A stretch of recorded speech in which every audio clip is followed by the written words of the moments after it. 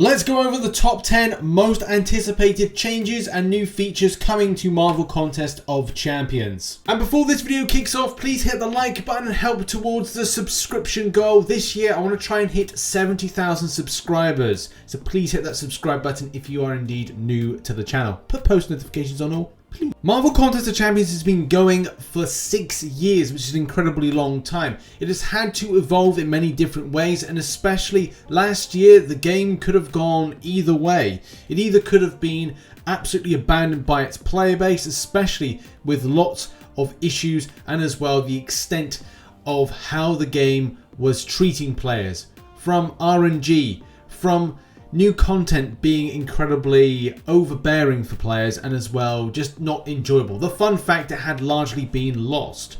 Kabam's answer to this was the dev diaries, and as well the future plans for the contest, taking into consideration what players were frustrated about and acting on them, which not a lot of other games developers have largely done and have seen their game decline. I'm not gonna be so rude as to tell you other examples, but there's definitely some other mobile Marvel games that aren't looking too good currently. And the purpose of this video is to look over some of those dev diaries and pick 10 things where players are mostly anticipating their arrival from the point of quality of life improvements, and as well just having more enjoyment and fun and diversification about what you do in game, and as well not being too taxing on your own personal time. But more so about how and when they drop this year, because a lot of this stuff will be seen this year. Whether or not you've seen the undo button, which has come into game in the last week, and as well things like Incursions revamps right the way through to Arena 2.0, which is likely to drop at some point this year.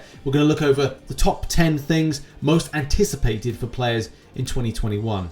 We kick things off with social progression. This is something that could be seen this year, especially towards the latter point, and especially from things of information that you see that you've accumulated and other stuff. It's kind of fun to see what other players have been up to and how well they've been doing in that, especially if you're doing stuff for the scouting the best of the best, and as well just something that is interworked into game. A lot of the times you see yourself having to go out of the game for things like screenshots or seeing things like voting systems. So a lot more stuff that's rooted into the actual game itself as opposed to outer is definitely welcomed. That's why it's the last thing on our list of things, as it's kind of cool, but it's something that's relatively important but not top up there with what we'd like to see. Also, something to point out is I'm taking a lot of the things that are either in design or in development, and the reason that being is, well, there's more than likely we'll see them in 2021, hence the video. The next thing on our list is AQ and the future of AQ, more so for seeing the raid bosses element.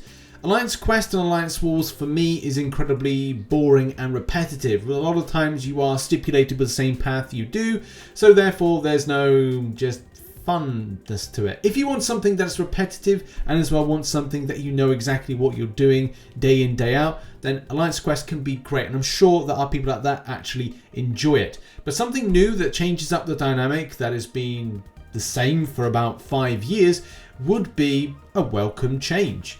And raid bosses, as Kabam put it here, that they are in design currently. It also adds a new dynamic to the way that the game is played out. As Kabam put it here, massive scale battles in which the entire alliance will take part, and whether or not it's similar to you at the end boss of Alliance Quest going all in, it is very much an enjoyable thing.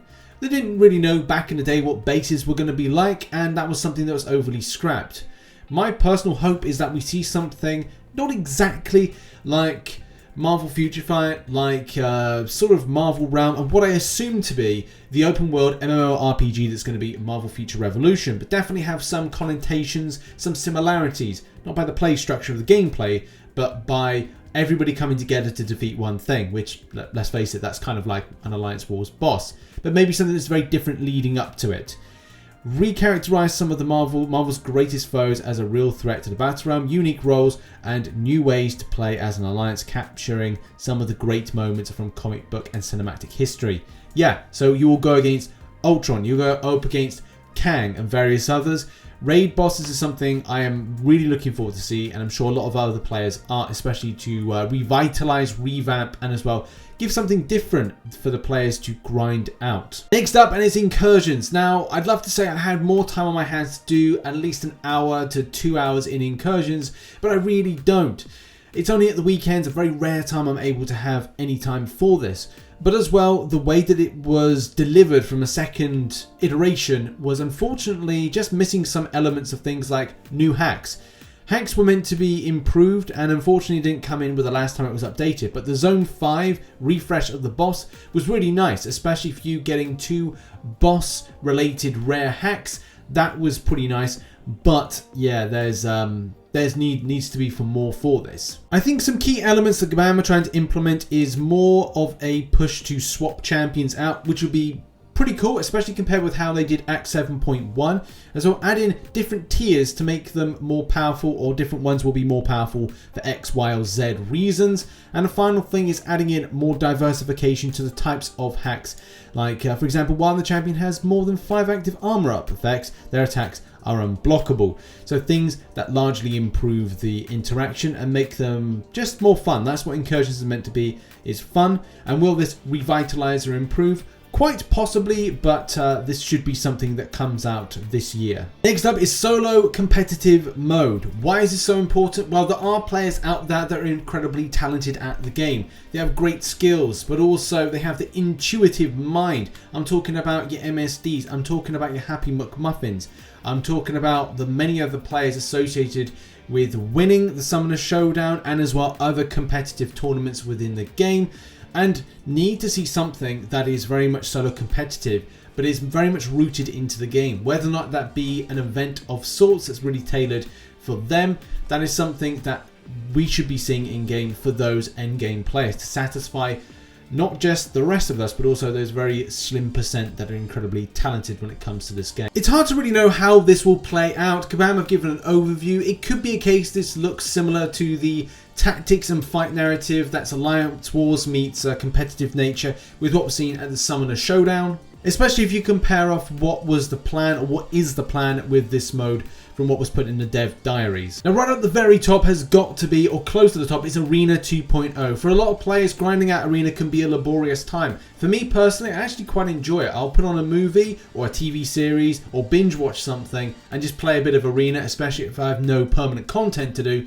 and have a jolly good time doing it. And there's very little info to go off when it comes to this Arena 2.0, but it definitely looks like it's to save time. And whether or not this takes the same narrative as Incursions has, and maybe that would be a better thing to incorporate Incursions and Arena and have it so that you can earn things like shards of a different nature and units and maybe some other bits as well that players would require, especially for the extent of grind, the time allocated to it, because let's face it, an hour's worth of arena grinding can give you a substantial amount of stuff depending on what arenas you do.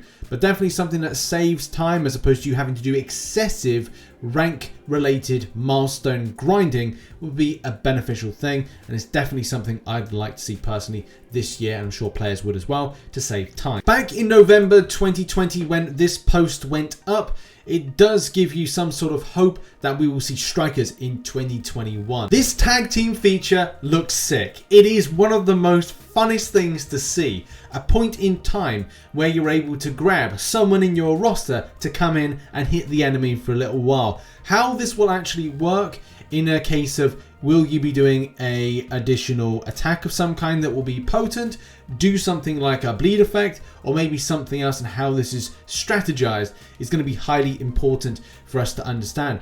But I am looking forward to this because it's just fun and something different. There's actually still very little known about strikers, especially from an implementation point of view. Even though it looks like they will come out at some point this year, it will be a case of how it's done. As Gabam even say, they're not sure at the time if this will be synergy related, rarity related, and as well, will you need a specific type of piece of equipment or artifact in order to make this work, and as well how this will, will you get, as I said, a champion who's going to come out of nowhere and do a bleed effect that's going to be incredibly powerful, or is it going to be a specific special, or will it be limited to just something like an SP1, for example? Still more needs to be learned about strikers, but I'm really looking forward to them. The next hotly anticipated addition to the game is the Alliance Quest Officers Tools and Resources. This is very important for those, if you're in an alliance and kind of wondering, okay, your officers, your leaders and stuff like that, they have got to organize you ragtag bunch of misfits into a structured moving machine. And a lot of the times, a lot of this stuff has to be done outside the game using like the Line app as well as Discord and so many other things. So having something where you know what you're doing and as well it's pre-structured into the creation is taking that load of work off of AQ officers' minds and at least going, look, when we log in or we go into the game, everything is there and everything is fine. There's still very little known about this, and I'm sure that as we progress on, we'll learn more about it and especially its implementation. So that's something that will drop this year. Oh, Alliance Wars is next. This is something I personally want to see. There are a lot there. I say there's a lot of people. There are some people out there that do like the way that Alliance Wars is presented. For me personally, I just don't get any enjoyment with something that's kind of like Alliance Quest. There's too many similarities between both types of things. Yes, there are differences. I get that. But the same thing remains the same. You've got a dedicated path you go down. It's always the same type of interactions. It's the same champions or similar champions on the same types of nodes for the defense side of things, and it's just very repetitive and monotonous. It is what it is.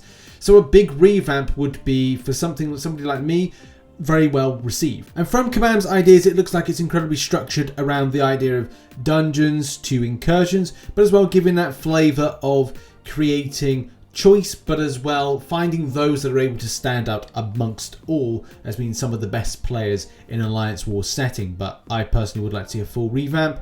Let's hope that it's good. Next up is Summer of Pain, or something of Pain, House of Pain. Let's jump around, because that's what some players do want to see. It's a hotly anticipated thing based on the fact that Bista Legends actually being more of a not easier, but it's definitely something that can be done as opposed to having counters, which a lot of the counters nowadays are being made for that particular content. Persistent charge champions doing quite well. Switching to certain mastery settings can really give a punch to your champions in order to get through and get to the collector, especially within 240 hits, let's just say. But the extent of like that content didn't really satisfy a lot of endgame players, and I'm talking to people that 100%ed everything, including 7.1. They want to see something out there for themselves, and especially those that spend. So having something like this would be very important, especially within 2021, some endgame content to definitely satisfy those type of players. And the number one hotly anticipated thing for 2021 has got to be the Wish Crystal. Everybody is plagued with bad RNG, bad luck.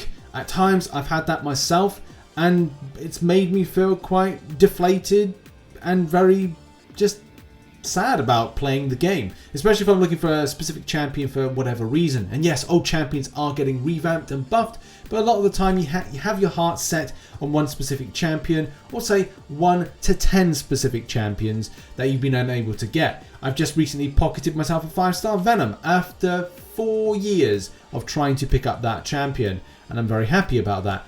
But it's been a long time coming, and I know a lot of people have been having the same situation, whether or not it's Warlock for the likes of certain people, or it's Aegon for somebody else. There is going to be a champion out there you always want to get and find yourself always stiffed when it comes to the luck of the crystals. An example of the Wish Crystal can be found on screen, which I'm going to read out. A Cavalier Crystal, but you choose 5 champions from each class, 13 total, to make up the crystal. This is farther off as the tech and the development needed in game to let players choose from a pool of champions, then the tech to have the crystal contain the specific champions chosen by the players is not a small amount of work. While we are certain on wanting to build this crystal tech, the timeline on when it will arrive in the contest is less clear. We're aiming for late 2020, early 2021, hence why we've put it in the video. Timeline for now, still way away, we know, but it's one we can improve a player's agency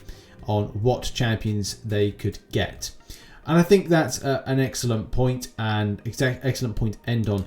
The Wish Crystal is meant to improve players' enjoyment of the game based on the way that RNG works and the choice.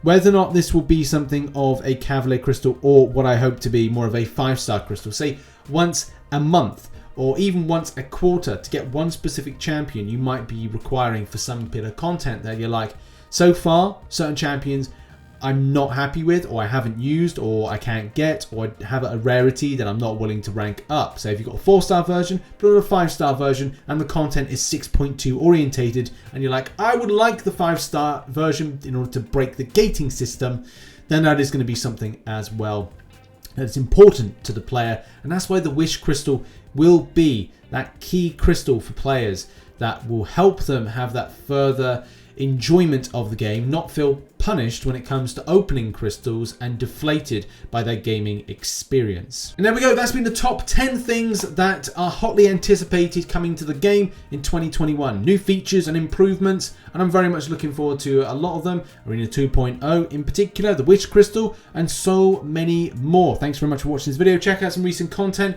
posted up on the screen at the moment. Just click it, including Rich's Realm, and I'll see you very soon. Bye bye.